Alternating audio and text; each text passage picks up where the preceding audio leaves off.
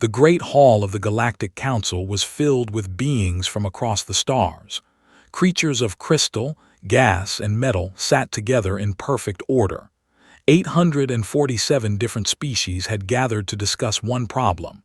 Humans stood at the center of the massive room. His crystal body glowed with nervous energy. The ancient had lived for over 3,000 years. He had seen empires rise and fall, but today he felt fear.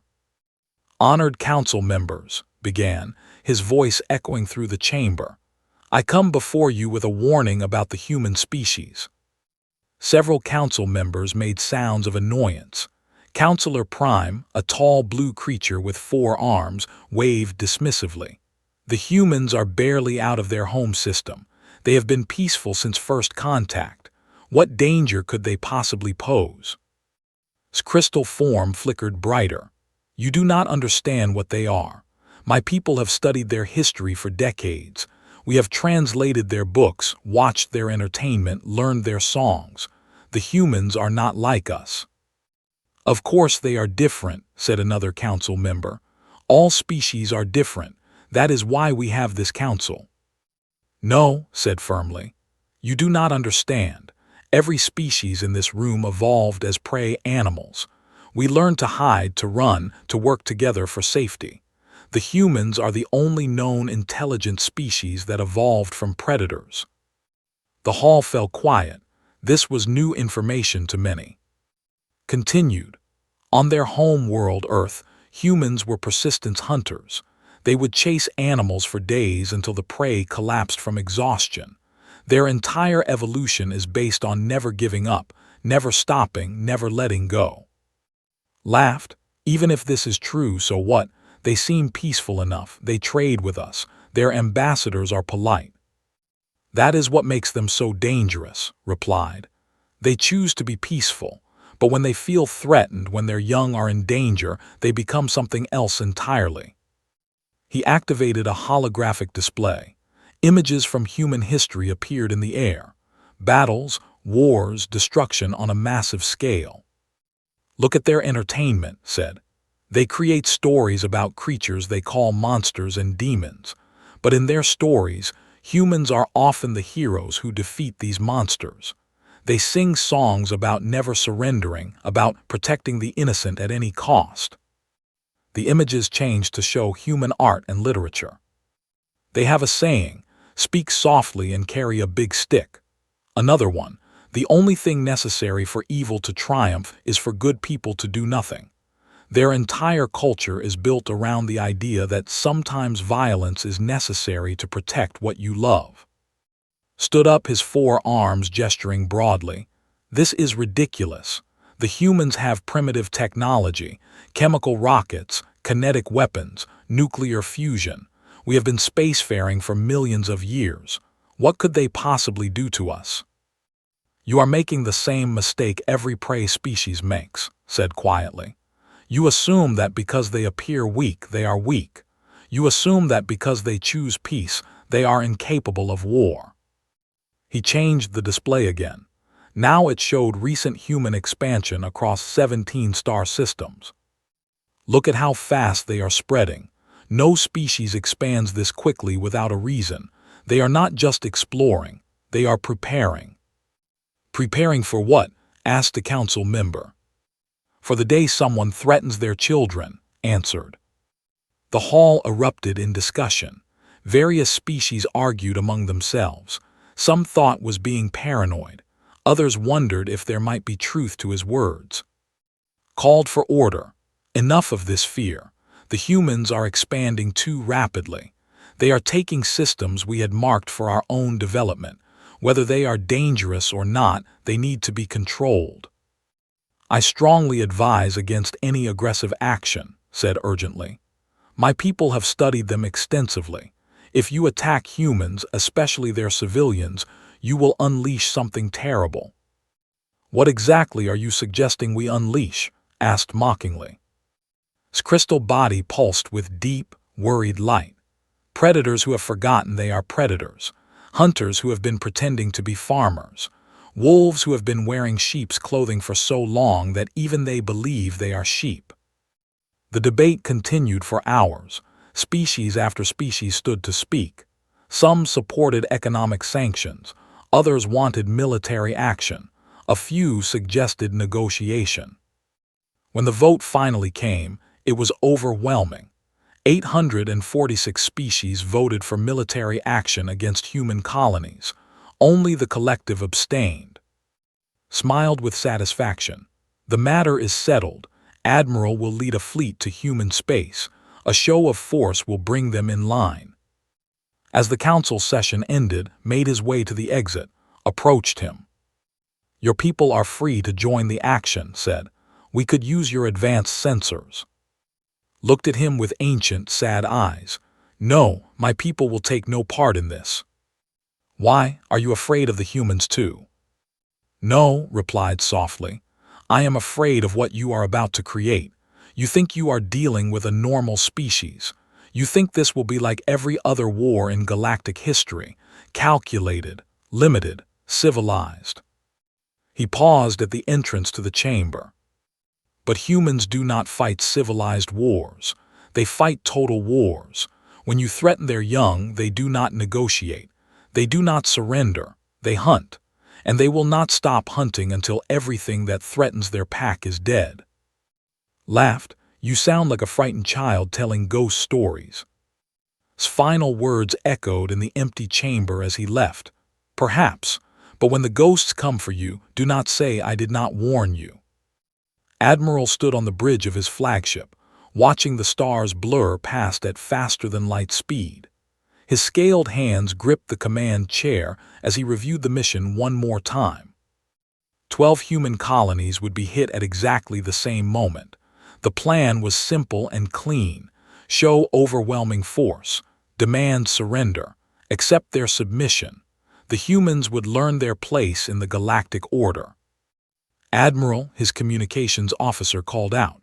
All fleet commanders report ready. Begin the operation, ordered. Across human space, the attack began. Massive alien warships dropped out of hyperspace above peaceful farming worlds and mining colonies. Their weapons were beyond anything humans possessed. Energy shields that could stop nuclear bombs. Laser cannons that could slice through mountains. On the colony world of New Montana, families were having breakfast when the sky filled with alien ships. The local defense fleet, 3 small patrol boats and an old frigate, moved to intercept. They lasted exactly 7 minutes. Commander Sarah Price watched from the colony's command center as her ships were destroyed. The enemy fleet was broadcasting surrender demands in perfect English. This is Admiral of the Galactic Council Enforcement Fleet. You have been found guilty of illegal expansion. Surrender immediately and prepare for occupation. Resistance will be met with destruction.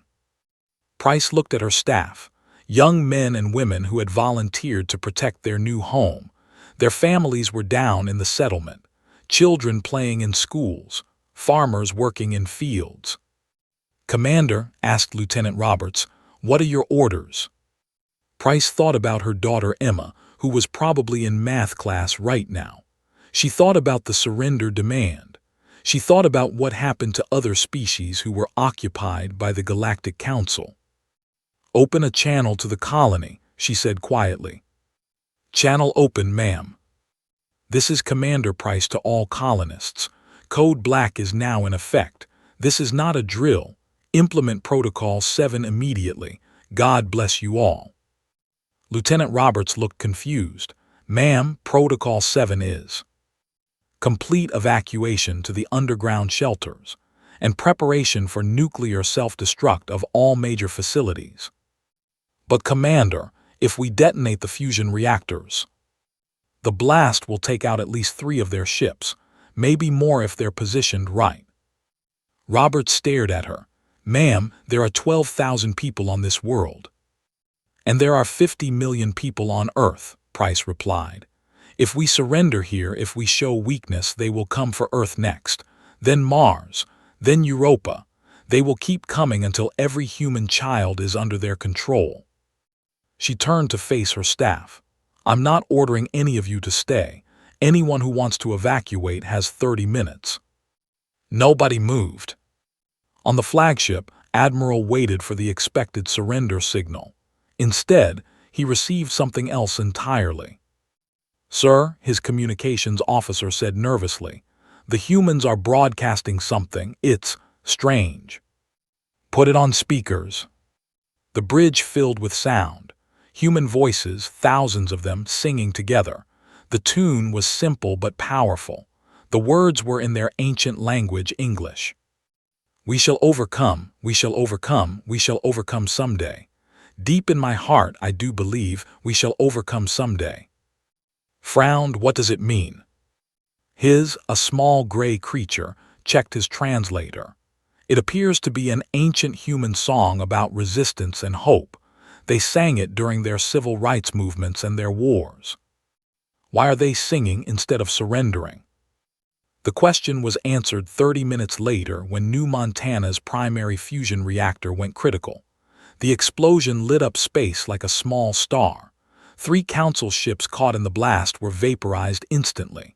2 more were damaged beyond repair. But that was just the beginning. On 442b, human colonists used mining explosives to bring down mountains on their own settlements rather than let them be occupied. On G, families chose to seal themselves in underground bunkers, preferring slow death to alien rule. Every human colony responded the same way. No surrender, no negotiation. Instead, they sent messages. Admiral watched the recordings that poured in from every attack site. A human father holding his young daughter, speaking directly into a camera before detonating demolition charges.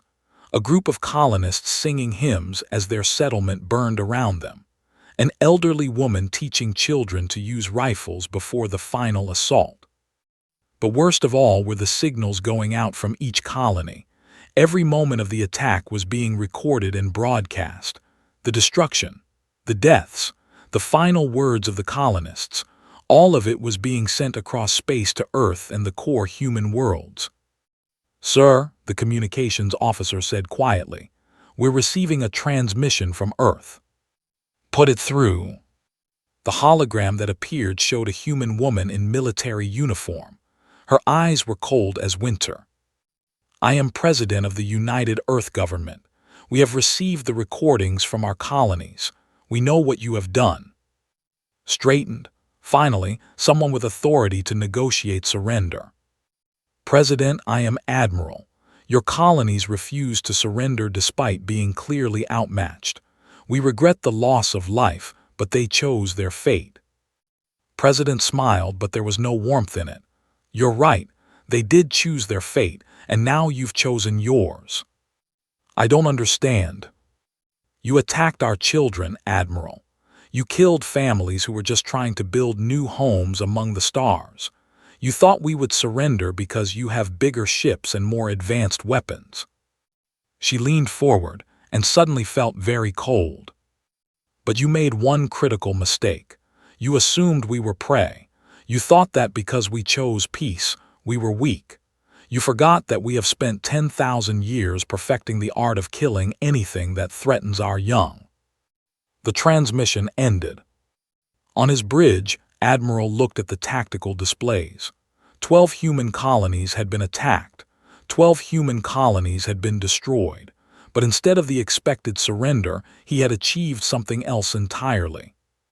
Every human in the galaxy now knew that the Galactic Council had declared war on their species. And from the intercepted communications flooding human space, it was clear that humanity was not preparing to surrender. They were preparing to hunt. His communications officer looked up with fear in his eyes. "Sir, we're detecting massive energy signatures from human space. Ships are launching from every human world." Felt his blood turn to ice. "How many ships?" "Thousands, sir, maybe tens of thousands, and sir, they're not running away." "What do you mean?" "They're heading directly for Galactic Council space, all of them." For the first time in his long military career, Admiral understood what the Ancient had tried to warn them about. The humans weren't running. They weren't hiding. They weren't surrendering. They were coming. And they were coming for blood. President stood in the war room deep beneath the Rocky Mountains. Around her, screens showed the destruction of 12 human colonies. The voices of dying children still echoed in her mind from the recorded transmissions. "Madam President," General Harrison said quietly, "the Joint Chiefs are assembled." Nodded and turned to face the gathering of Earth's military leaders, men and women who had spent decades preparing for this exact moment, a moment they all hoped would never come. "Ladies," and began, "they have forced our hand. The Galactic Council has declared war on our species by attacking civilian colonies. They have killed our children." She paused, looking each general in the eye. "Activate deep black protocols, all of them. It's time to show them what we really are." General Harrison stepped forward. "Madam President, are you certain? Once we reveal our true capabilities, there will be no going back to the peaceful facade." "They killed 12,000 colonists, including 3,000 children," replied coldly. "The time for pretending to be peaceful farmers is over. Release the Marines." Across human space, sleeper protocols came online. Ships that had masqueraded as cargo vessels for decades suddenly revealed their true nature. What the aliens had thought were simple transport ships were actually Q-ships bristling with weapons that shouldn't exist. Captain James stood on the bridge of the merchant vessel Happy Trader as it approached the alien port of Nexus Prime. For 5 years, he had played the role of a simple cargo captain, delivering human goods to alien markets. "Captain," his first officer said quietly, "we just received flash traffic from Earth. Deep Black is active." Nodded and turned to his crew. Men and women who had been pretending to be civilian traders while actually being some of Earth's most elite special operations soldiers. "You heard the man. Battle stations, drop the mask." The Happy Trader transformed. Cargo bay doors fell away to reveal missile tubes. False hull plating retracted to show armor that could stop antimatter beams.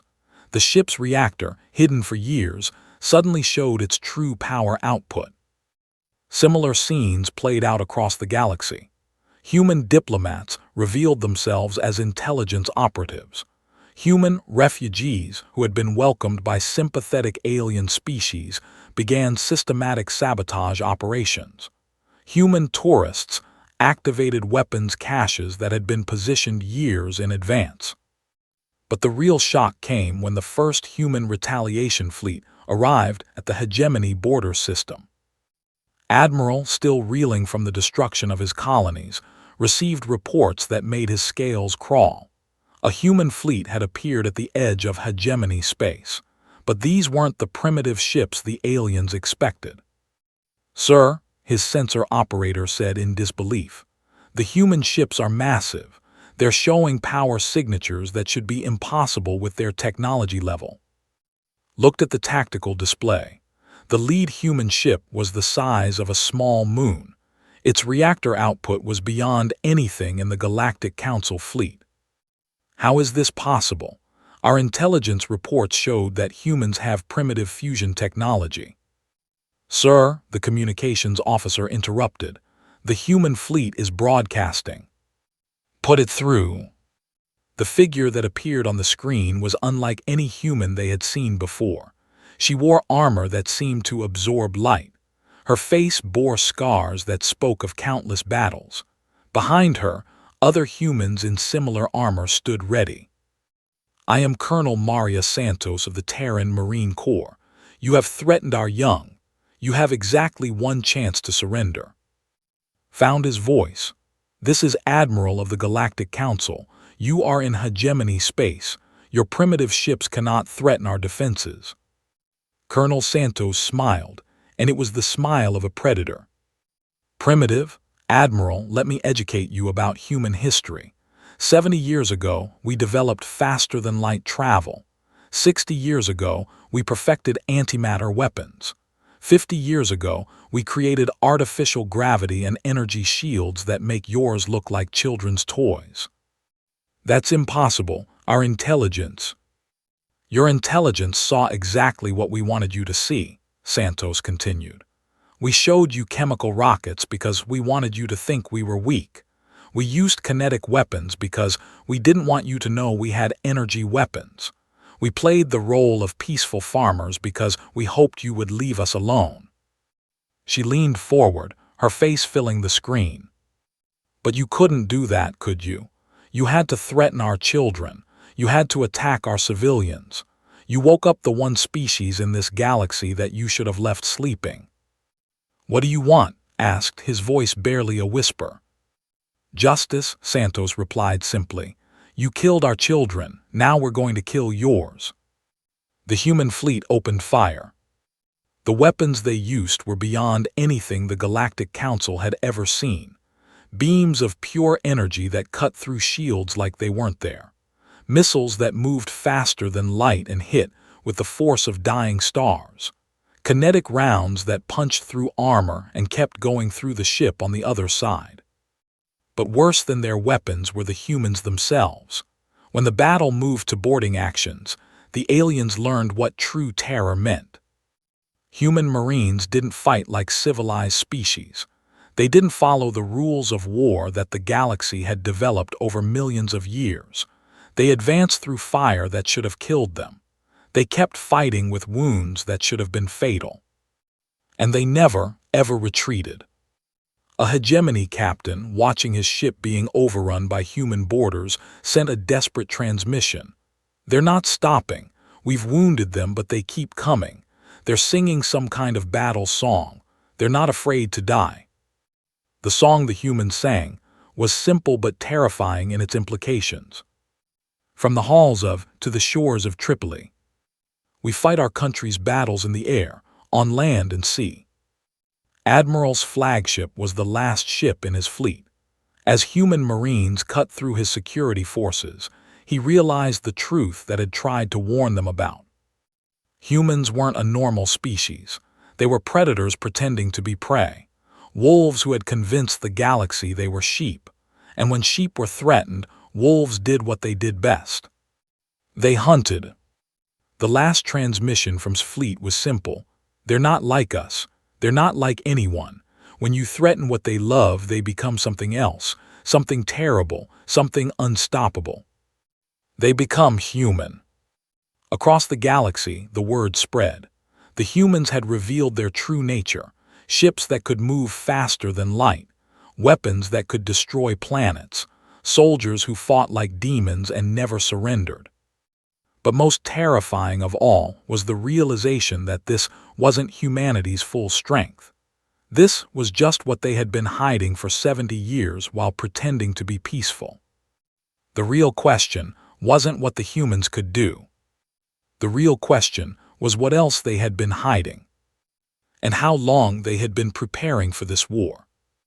The galaxy was burning. 3 months after the destruction of Admiral's fleet, the Galactic Council faced a nightmare they had never imagined possible. Human fleets appeared simultaneously across 47 star systems, but these weren't random attacks. They were surgical strikes designed to cripple the Council's ability to wage war. Counselor Prime stood in his command bunker on the hegemony capital world, watching reports pour in from across their territory. His 4 arms shook as he read each new disaster. Sir, his aide said nervously, we've lost contact with the Rigel shipyards. How? The humans. They didn't attack the shipyards directly. They destroyed the planet's moon. The debris field made the entire system uninhabitable. His blood turned cold. They destroyed a moon. Yes, sir, with a single ship. It fired some kind of kinetic projectile at 90% light speed. The impact cracked the moon in half. This wasn't how civilized species fought wars. For millions of years, galactic conflicts had followed rules. You targeted military installations. You avoided civilian casualties. You fought for territory and resources. But humans didn't fight for territory. They fought to eliminate threats. General Harrison stood on the bridge of the human battleship Retribution, as it approached another hegemony system. Around her, her staff prepared for what they called pacification operations. "General," her tactical officer reported, "the enemy fleet is moving to intercept. 43 ships, including 2 dreadnoughts."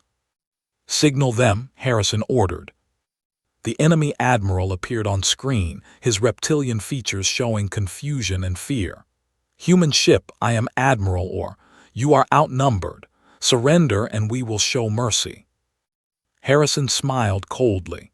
"Admiral, this is General Harrison of the Terran Marine Corps. I'm going to give you the same choice you gave our colonists. Surrender or we will destroy you. You have 1 ship, we have 43. "You still don't understand," Harrison said sadly. "This isn't about numbers. This is about what happens when you threaten our children."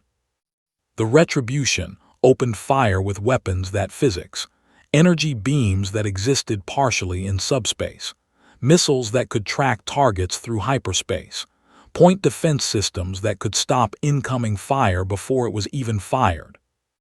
But the most terrifying weapon was the ship's main gun, a device that fired compressed spacetime itself. When it hit an enemy vessel, that ship simply ceased to exist, not destroyed, not vaporized, erased from reality. 43 ships became 0 ships in under 10 minutes. But orbital combat was just the beginning. When human marines landed on planets, the galaxy learned what total war really meant. Unlike other species, humans didn't just fight soldiers.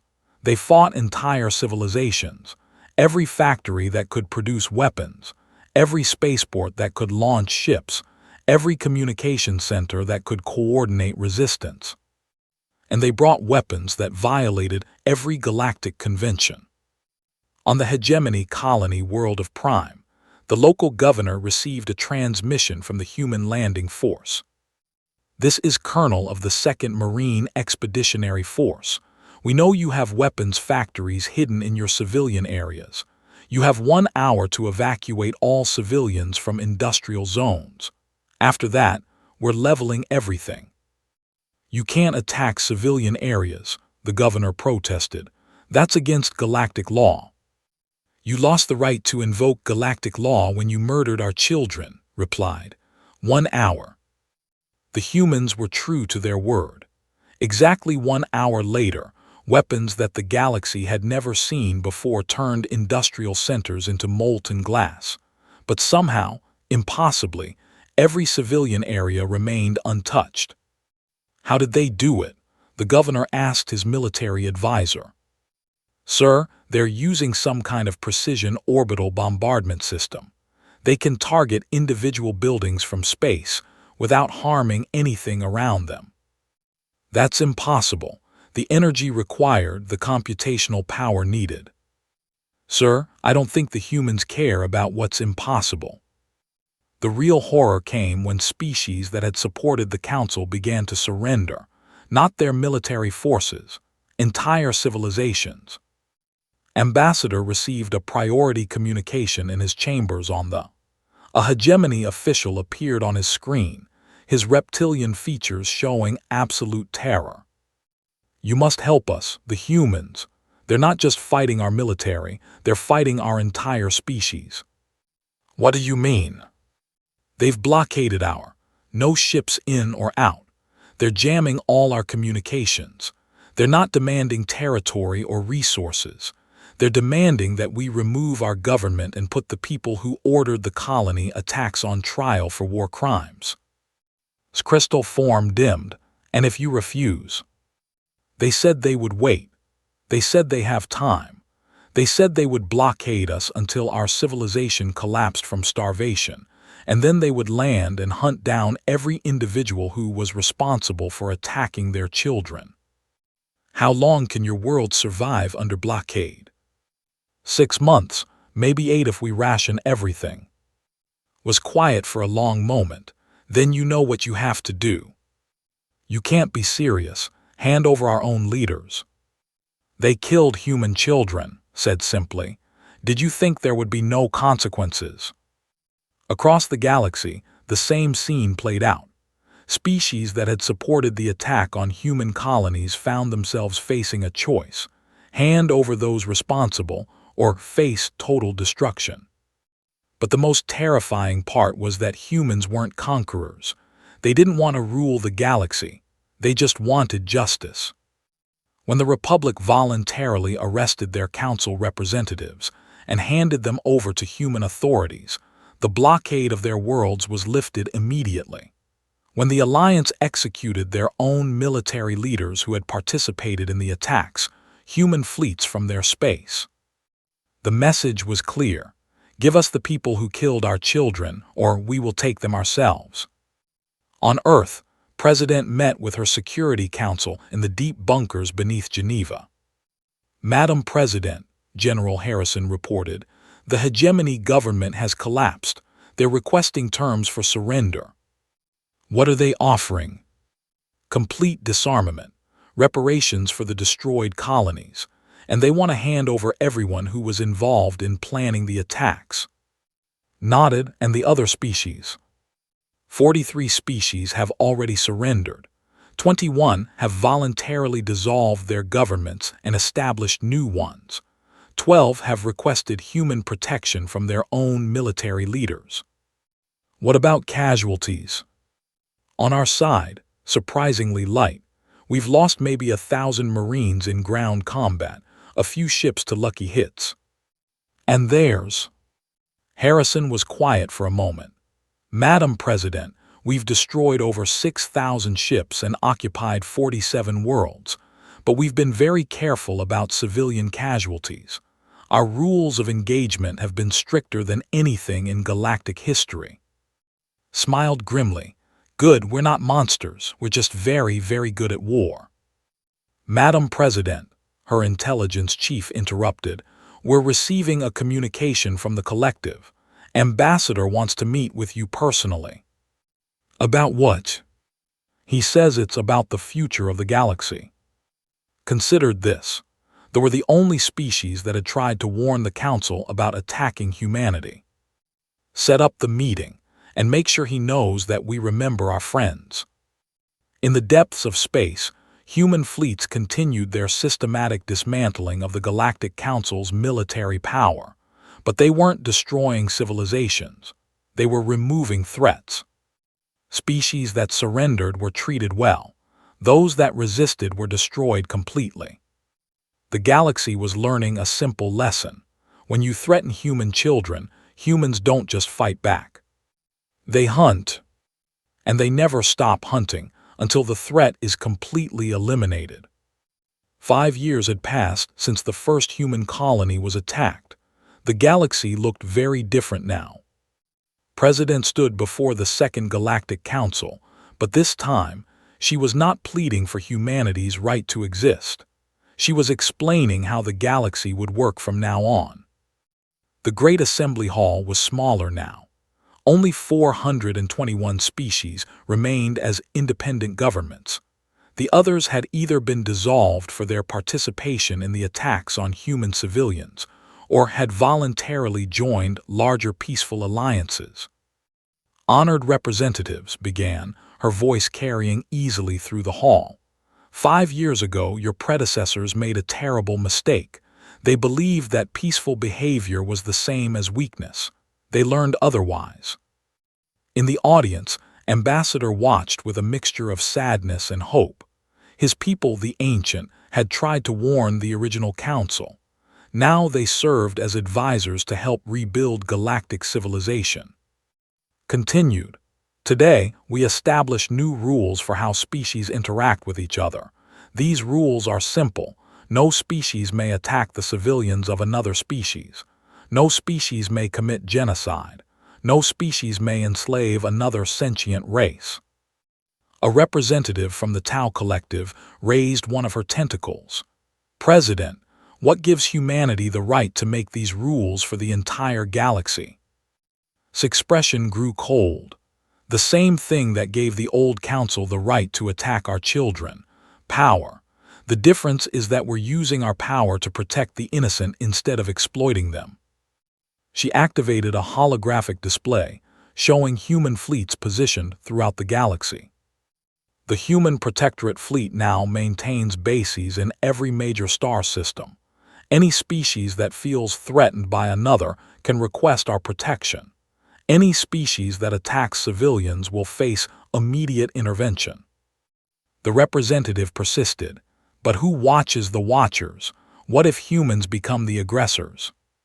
Smiled, but it was a tired smile. That's a fair question. The answer is simple. If humans ever become the thing we fought against, then other species should do exactly what we did. Fight back. Hunt us down. Stop us. She paused, looking around the hall. But I don't think that will happen. You see, humans learned something important during our war against the old council. We learned that we're very good at destroying things, but we're even better at protecting things. General Harrison, now promoted to Supreme Commander of Protectorate Forces, stepped forward with a data pad. The statistics speak for themselves, she announced. In the 5 years since the war ended, galactic violence has decreased by 97%. Slave raids have stopped completely. Genocide attempts have dropped to zero. Trade has increased by 400%. How is this possible? Asked another representative. Harrison smiled grimly. Because everyone knows that if they hurt innocent people, human marines will come for them, and we will not stop until justice is served. In the back of the hall, a young alien journalist raised her hand. Commander Harrison, is it true that humans have different types of military units for different situations? Yes, Harrison replied. For most conflicts, we send negotiators and peacekeepers. For serious threats, we send the Army or Navy. For urgent rescue operations, we send special forces. And for species that attack children. Harrison's expression became stone cold. We send the Marines. The young journalist pressed further. What's the difference? The Army conquers territory. The Navy controls space. Special forces complete specific missions. Harrison paused. The Marines eliminate threats, completely, permanently. We don't take prisoners when children have been killed. We don't accept surrender when innocents have been murdered. We hunt until the threat is gone. An uncomfortable silence filled the hall. Took control again. But we prefer not to send the Marines. That's why we're here today. The new Galactic Charter isn't just about punishment. It's about prevention. She called up a new hologram showing various species working together. The Protectorate isn't just about human military power. It's about creating a system where military power isn't needed, trade instead of war, cooperation instead of competition, protection instead of predation. Ambassador was invited to speak next. His ancient crystal form glowed softly as he addressed the assembly. 5 years ago, I warned the old council about attacking humans. They didn't listen because they couldn't understand what humans truly were. Today, I want to explain what has changed. He activated his own display, showing human rescue operations across the galaxy. Humans are still predators, but they have chosen to hunt only those who threaten the innocent. When the plague outbreak occurred, human medical ships arrived within days. When slavers attacked the Epsilon colonies, human marines hunted them down within hours. When natural disasters strike any world, human relief forces arrive before anyone else.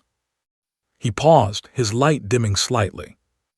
The old galactic order was built on the strong preying on the weak.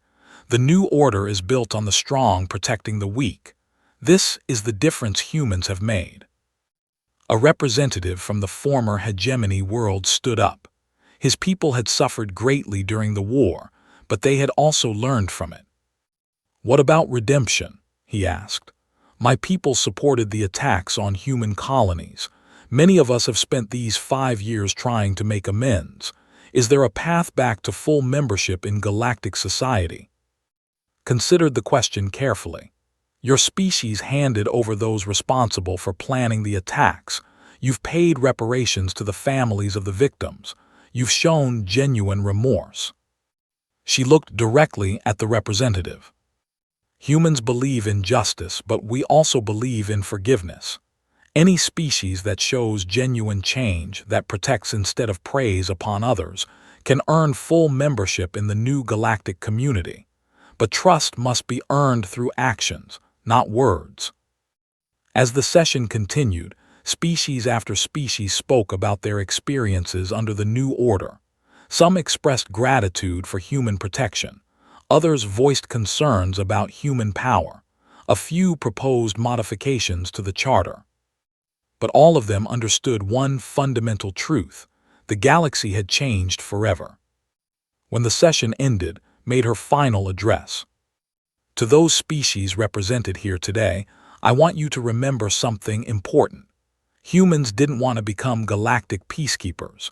We wanted to be farmers and explorers and traders. We wanted to raise our children among the stars in peace. Her voice grew harder. But when you threatened our children, you forced us to become something else. You awakened predators who had been sleeping. And now that we're awake, we've decided to make sure no other species' children ever face what ours faced. She looked around the hall one final time. We are the descendants of hunters who chased prey across continents until it collapsed. We are the children of survivors who looked at a hostile universe and decided to tame it. We are the inheritors of warriors who chose death before dishonor. You thought we were sheep because we chose peace. You forgot that sheepdogs evolved from wolves. The wolves are awake now, and we're watching over the flock. As the representatives filed out of the hall, many of them looked back at the human delegation, some with fear, some with gratitude, some with respect, but all of them with understanding. They had learned what Ambassador had tried to tell them 5 years ago. Humans were different. They were predators pretending to be prey, wolves who had been wearing sheep's clothing. And now the wolves had revealed themselves as the galaxy's guardians. The children of humanity would grow up safe among the stars, and so would the children of every other species, protected by creatures who understood that sometimes the only way to ensure peace is to be very, very good at war. The age of human innocence was over. The age of human protection had begun, and the galaxy would never be the same.